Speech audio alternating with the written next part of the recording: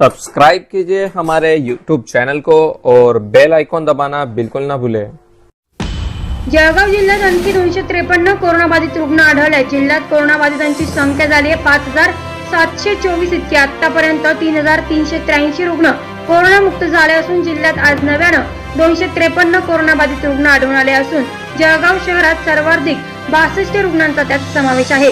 तर आज 160 रुग्ण बरे होऊन घरी गेले आहेत। एकूण कोरोनाबाधितांची संख्या 5724 झाली आहे। शनिवारी सर्वाधिक 62 कोरोनाबाधित रुग्ण हे जळगाव शहरात आढळून आले असून जिल्ह्यात आढळलेल्या रुग्णांमध्ये जळगाव शहर 62, जळगाव ग्रामीण येथील 13, भुसावळ येथील 20, अंमळनेर येथील 1, चोपडा येथील 12, पाचोरा येथील 8, धरणगाव येथील 9, यावल येथील 2, एरंडोल येथील 3, जामनेर येथे 30, रावेर येथे 21, पारोळा येथे 12, चाळीसगाव येथे 26, बोदवड येथे 12, मुक्ताईनगर येथे 19 याप्रमाणे रुग्णांचा समावेश आहे।